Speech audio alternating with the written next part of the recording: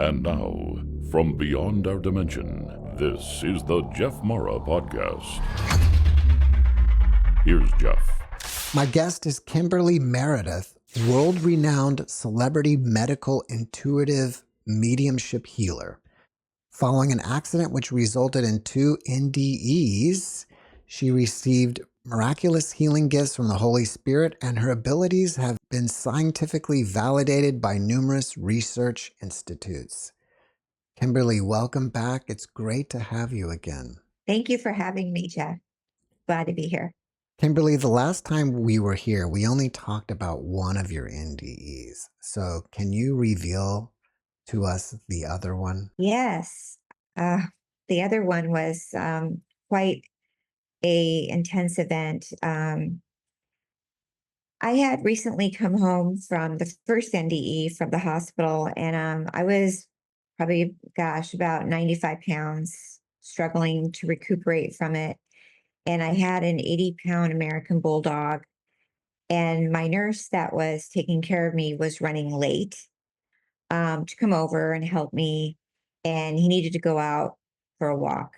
And I was told not to take him out because he's too big, and he was still being trained. He had been adopted from the shelter.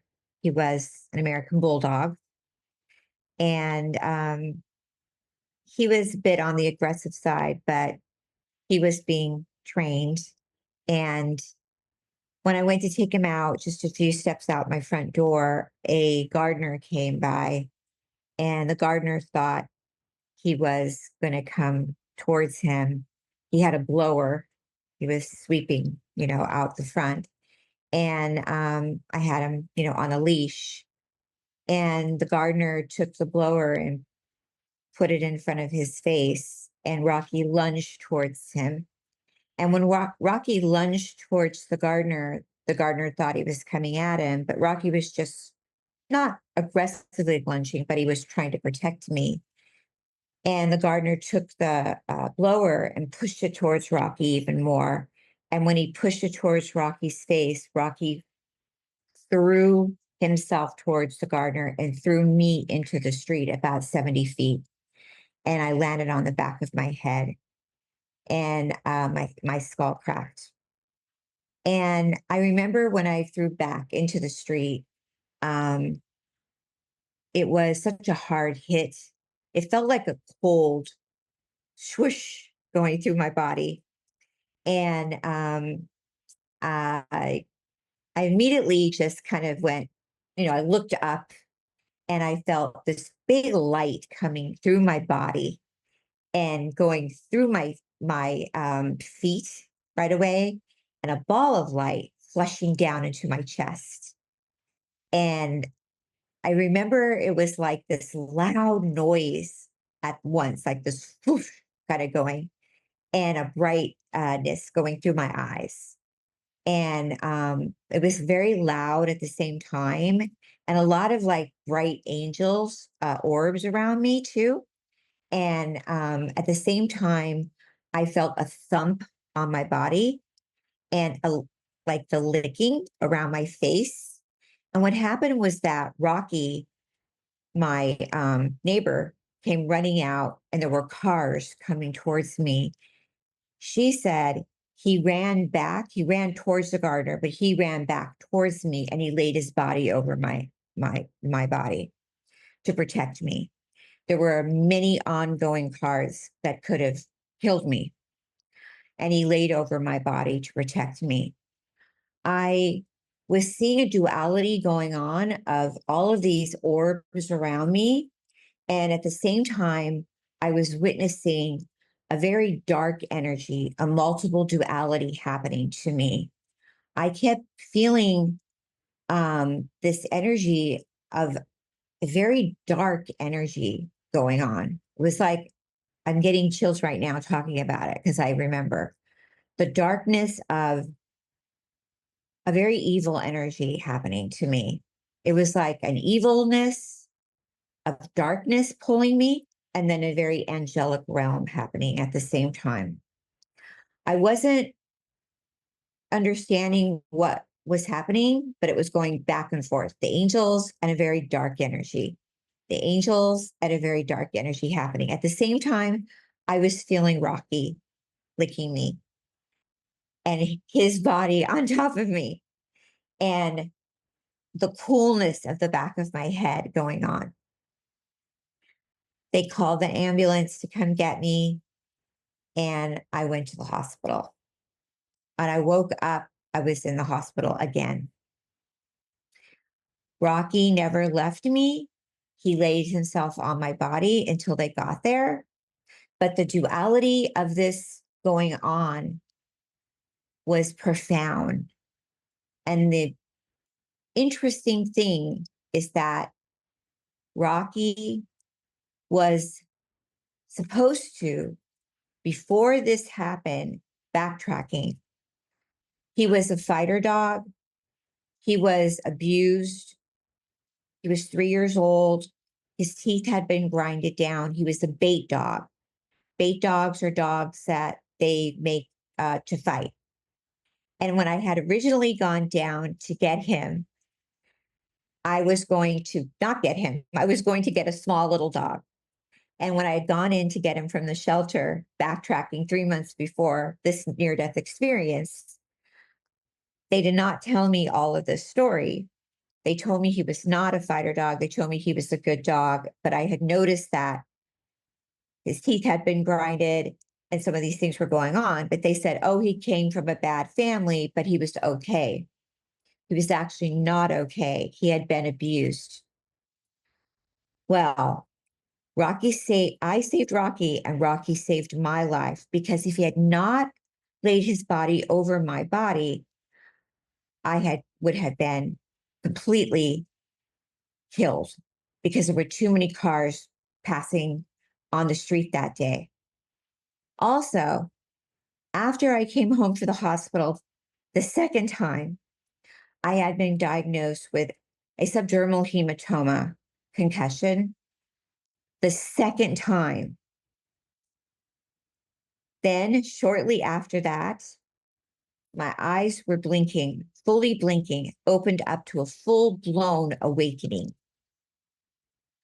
What happened then is shortly after I come home from the hospital, after the second near-death experience, this incredible dog, Rocky,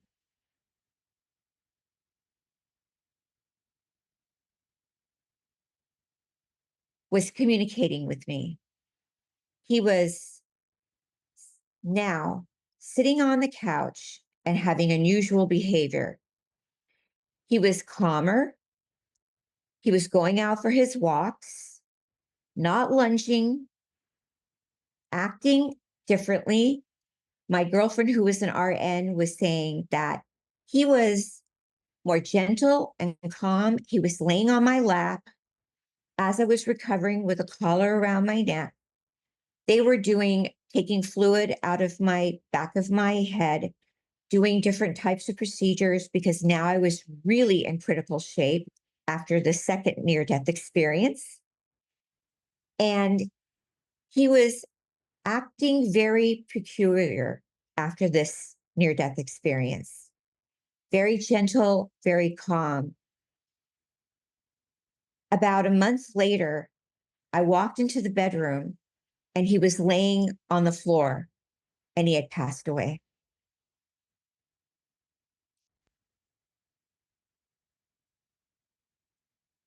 At the time, my fiance, who was living with me, he picked him up and we took him to the veterinarian. He was only 3 years old. They found that where he had been abused as a fighter dog, which I did not know, they had chained him to a fence and he had a huge lump tumor in the back of his neck because of being chained for so long. And it had grown there, and there was no way that he would ever have lived. I know now that I channel and I communicate. I'm a communicator with animals, and I do animal communication. And if it hadn't been for this, I truly believe that Rocky was the reason also why I became a medium and that I do work with animals and children and people. And I became so fearless to do this work because of this animal, because of Rocky. After this happened, I came home from the hospital. It took me another year and a half to recover from my wheelchair. And I truly know now that nothing happens without a reason. And Rocky was supposed to come in my life, and that was supposed to happen to bring me to the other side and come back. And animals are warriors, and animals do speak to us and communicate to us. And they are angels. And he is an angel. And he does work with me right now with people and animals. And he does communicate still and helping me find out reasons why animals are sick. And he is here still right now helping. It's interesting because I was just about to ask the question, do you still communicate with Rocky? And you answered it for me. Yes. On many ways, even with speaking globally, doing conferences and coming in, because he gives me the courage to move forward in my speaking engagements too. When you were in the street laying down and you were seeing orbs as well as dark energies, would you say you were bilocated, like you were inside of your body and outside of your body at the same time? Yes, I was above myself and I could feel the stream of, like the blood coming out, and I could feel him licking me at the same time. Since you had a dark energy around you, do you think that that energy was already attached to you prior to the NDE? I can say that I have felt that dark energy, around me since I was, you know, in and out throughout my life. I have been around negative energies before, people and maybe paranormal experiences. Yes. But this was like I saw skeletons. Then I saw the orbs. So it was like a seeing different dark energies where I felt like they were pulling me to go there, whether I was going to go to the angelic realm or I was going to go to a dark skeleton energy. And then I could feel Rocky pulling me back to the earth. What do you think that dark energy was? And do you feel like you've released it from? I feel like the dark energy is just a reminding that we don't need to be in that third dimension. I feel like it's a reminder that um, we have dark energy everywhere, and dark energy can be a pull. And then there's the Christ light energy, there's the angelic realm, and then there's the earth here. And I feel like Rocky was trying to save me. Do you think that the dark energy was possibly a lower energy being, like below the 3D? Yes, definitely. It was dark entities. Yeah. Kimberly, thank you for sharing that experience with us. Now, it's my understanding that you are into soul frequencies. What is that? I started getting downloads about multiple code frequency numbers right about around COVID.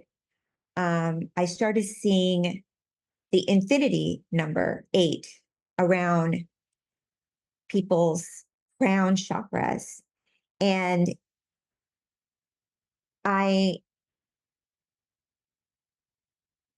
started channeling a lot of energies when I became a medical intuitive, which is finding out the root cause of people of why they have, um, you know, um, medical information in their bodies and healing that.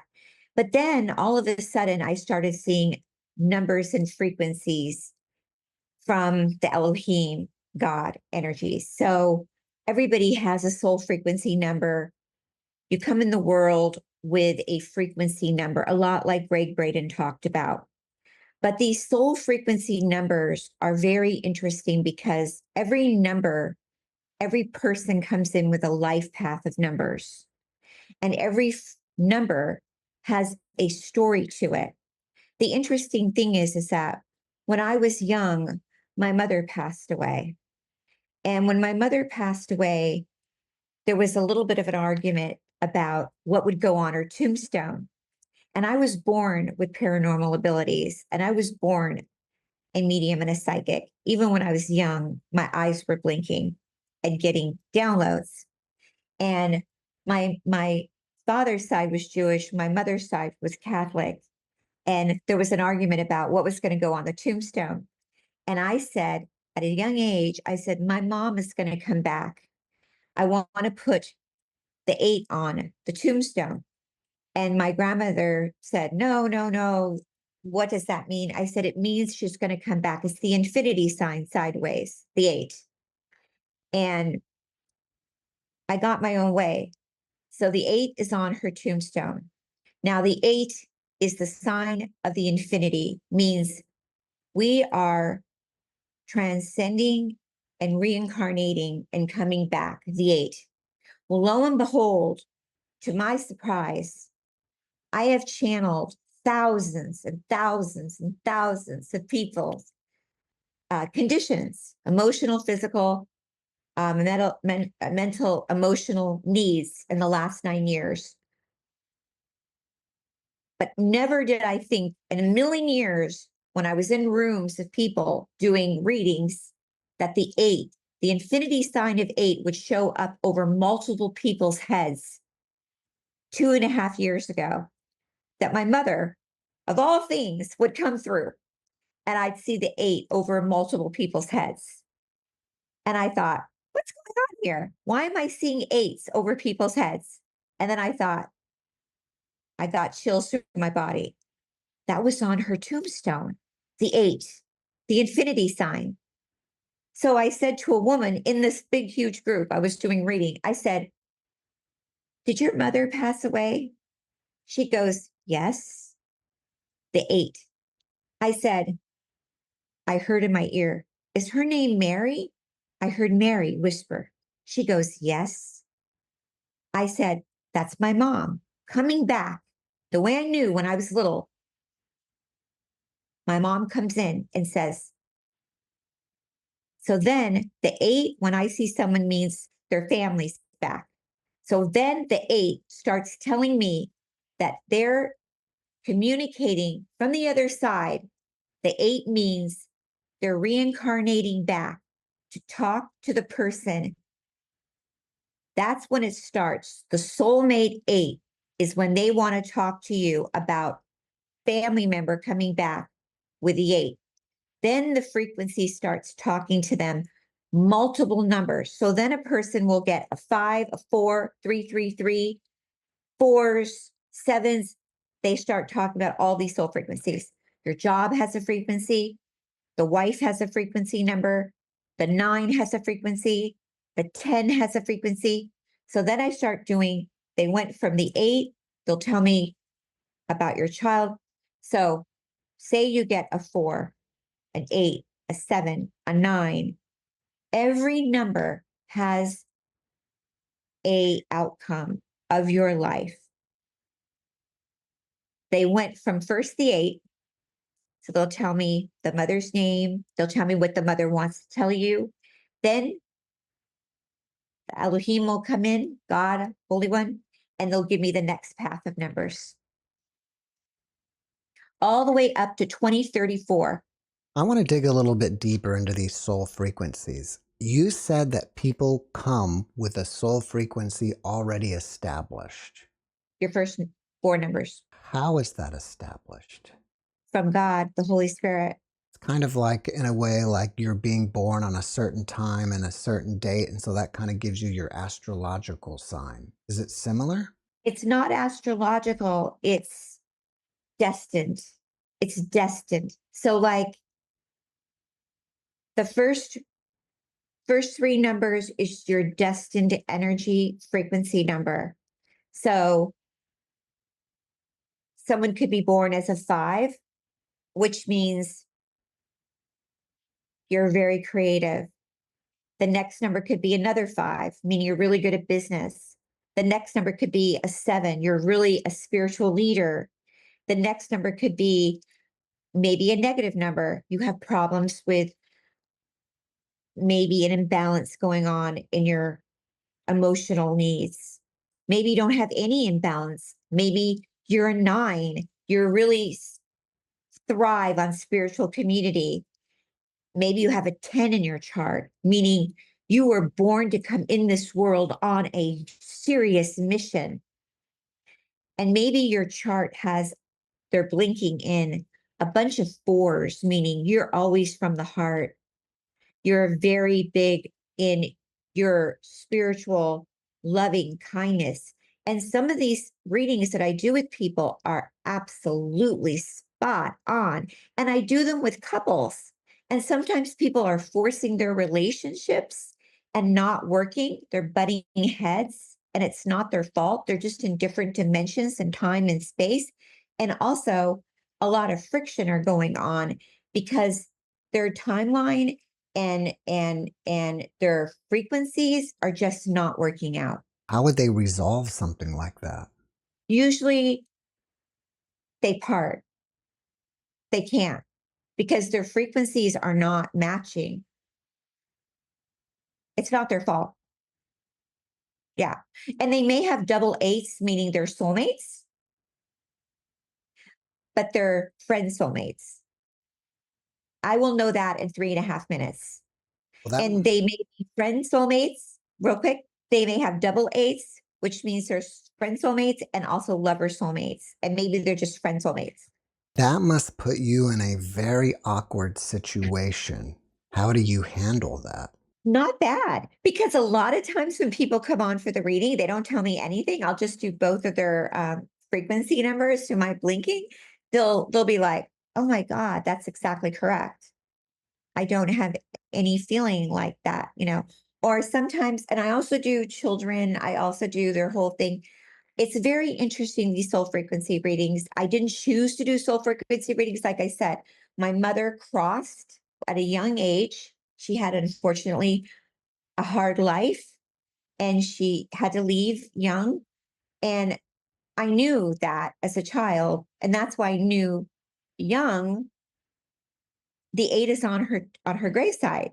And she came back to do this work with me. And a lot of times, interesting, Jeff, when people have a hard upbringing and sometimes their family crosses, they come back and they help you. They want to help you with your life here. Now, you mentioned blinking. So, how do the numbers come to you? I hear from the left also, like when I had the injury, I lost some hearing to the left. So my spirit team speaks to me in the left ear. And then I also I'm what you call like a sign link. I'm clairvoyant, clairaudient, clairescent. So I sign language and I blink. So I sign through blinking and I hear the spirit team in the left ear. And then you'll hear something like, this person is a 4, 5, 3, 2 or something. So it's like a family affair. So I'll often hear a message from one of the family members, but I also will blink and codes the numbers. So I hear and also blink. And then I turn my head to listen to them come in. When you're out at places like the grocery store, do you ever start getting numbers coming into you and you have to turn it off? A good question. I like that. So because of a trans channeler, I'm always in the this high dimension. But I don't read people when I'm out. So um, normally I'm always highly aware of what's going on in my surroundings. I try to keep, in this high vibration of love, but I'm not reading people when I'm out. I don't like to invade people's privacy. Would you say that when you are blinking, you are in the 5th dimension? I'm always blinking so that I don't stop the blinking or, being who I am. But yes, I feel like I'm mostly always living my life in a higher 5th dimension energy. Do you think any of us can tap into the 5th dimension? Yes, I do. I feel like we can definitely work on that daily. And I feel like it's getting easier for people to be in the 5th dimension. I feel like people want to be in this higher dimension energy. It's love, it's healing, it's kindness, it's feeling more joy. It's being at peace. Can you give us any tips on how to be able to tap into it? Yes. I feel like it's starting with your health too. It's daily exercise. It's daily, and this exercise is moving around, getting out there, going on a walk, if you don't like going to a gym, going to the park, going by the water, just getting out and moving a little bit, even just 20 minutes a day, just getting out there and getting some movement in your body. And if you can't, like where I was in a wheelchair for a long time, just moving your arms, getting some bands, anything you can do to get that movement, getting some sunshine. Listening to meditational tapes, songs, music is really lovely. Um, Taking your vitamins, you need, I know fifth dimension may seem like, how can this be? This is real. The third dimension is what we're seeing right now. We're seeing a lot of dark images. We're seeing a lot of things, and this is our reality that's happening, but our reality also can be shifted into love and light and peace. And we can make this a real reality. And the reality is that the more we look at beautiful things, the more we pray, the more we call in our guides and our angels, they are real and they can help you make your body heal. And by taking vitamins and good supplements and reading the back of the labels so they don't have dyes and they have, good organic energy in them, this is being aware of what you ingest in your body is so important. Eating good food is really great too. And making sure that your water is pure and always having good filters. These are fifth dimensional things. Fifth dimension doesn't just mean, oh, just meditating. It's eating good food, making sure your water is purified. These are fifth dimensional ways of living. Fifth dimensional ways of living is good for us. So we stay healthy. While you're in the fifth dimension, do you get like psychic visions of what's going to be happening with our world? And if so, what have you seen for the rest of the year? I see moving into the rest of the year some challenges, um, some difficulties for us. And that's why, as a collective, it's important to stay connected, connected to community, connected to friends and family. I see, in 2024, moving into 2025, more of people moving into the nine. Nine in soul frequency is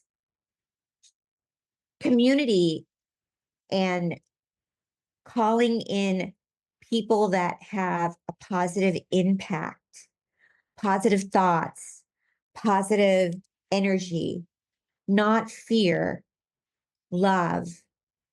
And this is really important to understand because you may have people that go more into fear and hate and turning against brothers and sisters. And we want to understand that when you go into fear, you're going into the third dimension. And we want to leave that third dimensional energy. We want to call in your higher vibration, want to call in your higher frequency energies. And when we call in the higher frequency energy, we're calling in the energy of love, omnipresent, and we're not judging and we're loving. And so as we move into November, December, January, February looks a lot better. February looks brighter. February, we see a nice awakening, much better there for us. Brighter uh, February. Yes, February 2025.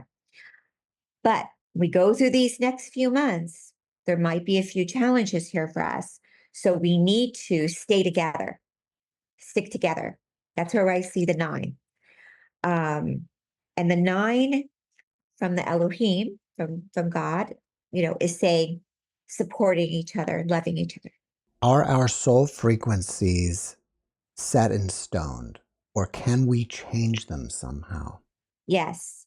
The first four numbers are set in stone with us when we come in the world. So like the first number if I was to do one on you right now. Okay. So if I do a soul frequency number for you, Sure. is that okay? Yeah. If I'm invited? Yeah. They're saying your number that you came in the world.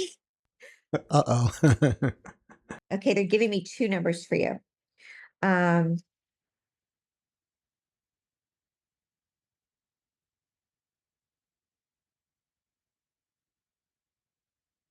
Interesting. They gave me three. So the first four numbers are kind of like a set in stone number. And then the next few numbers can be shifted, actually, how we work on ourselves. And the first number that you come in the world, you are a 4, which many really successful people out there come in as a 4. And the 4 comes in as somebody that has a huge heart. You know, everything you do comes from your heart. You really um are like an angelic being. You know, you everything you approach is very kind and mindful, and you really always come from that heart-based lovingness. And the next number is the 5. And when I ask to the guides right now about your 5, I'm asking, is your 5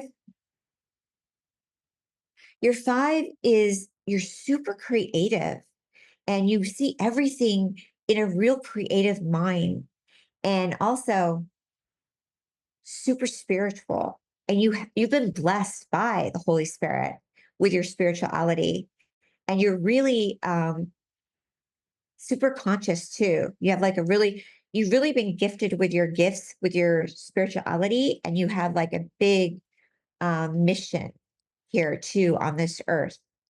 So they're giving you the 4, 5, and 7, which is super cool. The planet also with soul frequency, we are moving out of the 3D. We have to survive. That's why we're going through this right now. We have to kind of go through this shift. That's what they're channeling through me. They that's why I take a second to talk, because they speak and then I speak. Thank you. Kimberly, thank you for revealing my numbers to me. I really appreciate it. Can you help us on how to become more available to our guides and angels? Yes. So becoming more available to your guides and angels. The guides and angels love being here for us. They love when we're open. They love when we're joyous. They love when we're happy. They love when we communicate to them freely. We all have a specific guide when we come into the world that has been with us since we were born. We have many guides that keep coming in for specific things. We have a guide that helps us with our relationship. We have a guide that helps us with our passion. We can have up to 4 to 5 specific guides. And when we find out our main guide, it's really cool, because then we can speak to that particular guide. And then we can have angels too. And when we work and we practice, like when we go to groups that we do, like classes, it's great. But you want to be in a class where you can do interactive teaching. Those are the best ones to do. And even when you're home, you can work with the guide. The more that you're, I'd say, open to talking to them, and when you find out which one you're talking to, so say if it's your grandmother or your best friend that's crossed, or an archangel, the more that you talk to them, the more they're going to listen to you. And the more that you're carefree or happy, they love being around you. It's very important. Like, one of my main guides is my father, and another guide of mine is a good friend of mine. And one of my other one is a great grandmother that I never met. She's my shaman grandmother. And so some people will say, well, I've never met my great grandmother or my great grandfather or something, but that's okay. They still can be one of your main guides. Once you've made that relationship, it's amazing how fast your life can start moving in different directions. And like my mother is a guide that recently came just 2 years ago. She's been gone for a long time, but now she's made herself very known. So Jeff, like some clients of mine will say, I can't make connection. I can't make connection. But then they'll take a class of mine. I teach classes and they start coming in. And once they come in, you're getting chills, or you'll see like a dime, or you'll start seeing things show up in the house. And once you start making that connection, things start coming in faster, or maybe a company you have that has been very slow moving, it starts speeding up faster, or all of a sudden something very interesting might start happening to you. Like an example is like maybe your business is super slow and you write down some things that you want to start happening. And then all of a sudden it starts shifting because you're speaking to that particular person daily, or you're writing down in a journal some things that you want to happen, but you're talking to Mary, who's your aunt. Mary starts working for you in this frequency. And Mary now is more connected because you know that Mary is specifically working for you with your job. So specific guys work for you for specific things, like your father may be working on your relationship in your life, but Mary may be working on your career in your life. You have a book out called Awakening to the Fifth Dimension, Discovering the Soul's Path to Healing. What do you want people to get from that book? Thank you for talking about the book, Awakening to the Fifth Dimension, Discovering the Soul's Path to Healing. I feel that it's a very, I feel the book can help people understand that they can awaken their own intuitive abilities. It's a very um, gentle, easy read. I channeled the book.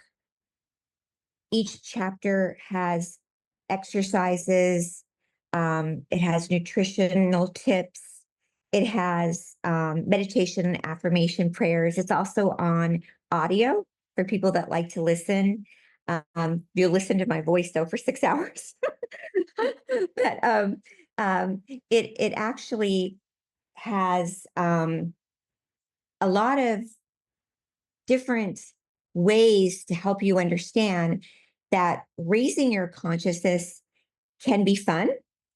And there's a lot of ways in this book that can help you understand that getting into the fifth dimension doesn't have to be scary. It can be a new way of living and life. And I feel that after my near-death experience, it does talk about my NDE in the beginning and my unusual way of healing.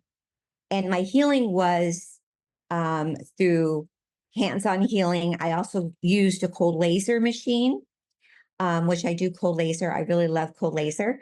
And also my awakening was very, very intense through prayer healing. And that prayer is a way to heal. And the awakening to the fifth dimension, I feel, is understanding that everybody has their own way of healing, and that you can be healed. You can be healed in this higher dimensional frequency. So reading the book might be something that you might want to do, and it's there for you. Do you feel that fear is one of the biggest obstacles to entering the fifth dimension? And if so, how do we overcome it? Absolutely. I think fear is one of the biggest obstacles to healing. And I think fear is one of the biggest obstacles to getting into any of these dimensions that we're going into. The fifth dimension is just one of the dimensions that we are getting into right now, but there's many dimensions. There's the 12th dimension, but the fifth dimension is where we're going in, and when we get in that dimension, then the miracles happen, and that's the healing of the body. So if we're told that we have some certain kind of obstacle in our body that we have to heal, people often get in fear. So like when I went to go down to get the little dog that I was supposed to get at the shelter, and I came home with the big dog. And at the time, my fiance was like, what? And he had many problems. he had a lot of problems. And I was sort of conquering a fear to take him. And so the fear of getting in this fifth dimensional energy is amazing once you get in it and understand that any obstacle can be conquered. And you're right that getting into this fifth dimensional energy, once you're in it and you feel it and you know that you can conquer these different issues, is amazing. Before we started recording, you mentioned that you were in the entertainment industry. What did you used to do? My life before my NDE was drastically different than what I am doing now as a spiritual teacher and a medium and a life coach healer. I was a nurse's aide for many, many, many years. And I also got into the entertainment world by happenstance. One of my RN friends was a medical technical advisor on strong medicine. And one day she said, "Hey, do you want to come down to strong medicine and be a medical technical assistant?" And I got bit by the bug and I really loved it. I started hooking people up to the machines and saying 5 cc's of Valium and all these different things on set.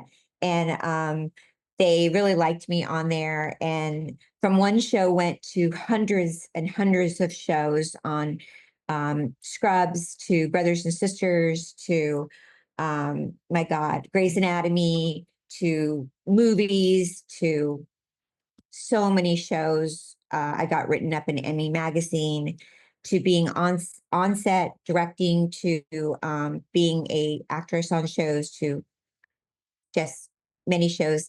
And then I worked up until I got hit, on foot, and then the NDEs. I was Elizabeth Taylor's nurse's aide to Patrick Swayze to Michael Clark Duncan. I unfortunately held them when they crossed over and was in many, many situations in entertainment too.